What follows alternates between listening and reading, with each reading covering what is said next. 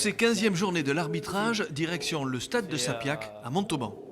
Il ne faut jamais contester l'arbitre, surtout que le rugby ne devienne pas le football. Le ton est donné et l'ambiance plutôt bon enfant. Ludovic Carrillo, arbitre de Pro D2, en grande discussion avec Christian Labitte, l'entraîneur de Narbonne, mais aussi avec Gaëtan Gasque, jeune arbitre du comité Midi-Pyrénées, qui donnera le coup d'envoi fictif de la rencontre. On va pas se mentir, c'est le contexte qui fait surtout la télévision.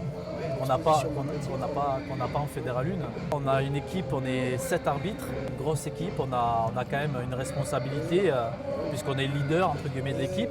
C'est beaucoup de boulot, comme je te disais tout à l'heure, et de sacrifices.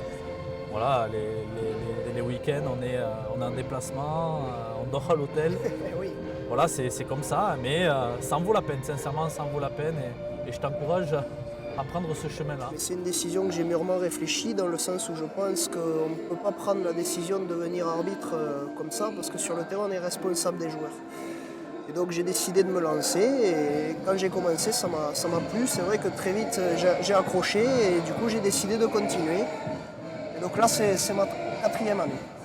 Sur les 15 stades du top 14 et de Pro D2, les journées de l'arbitrage ont eu pour vocation de sensibiliser tous les acteurs du rugby au respect de l'arbitre et à l'esprit sportif. C'est aussi l'occasion de valoriser l'engagement et le travail de ces jeunes apprentis arbitres en les immergeant dans l'ambiance d'un match. Soyez vigilants, les commandements sont longs et décomposés, d'accord, on ne les anticipe pas. S'il y a un problème avant la formation, on casse. Okay.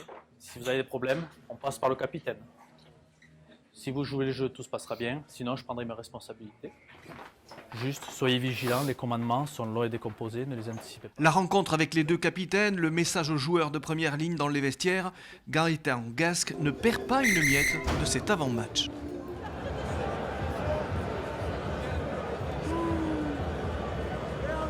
Le coup d'envoi approche, les officiels pénètrent sur la pelouse, on procède au traditionnel échange de fanions bien sûr, alors que l'esprit sportif fait l'objet d'un message diffusé par le speaker du stade.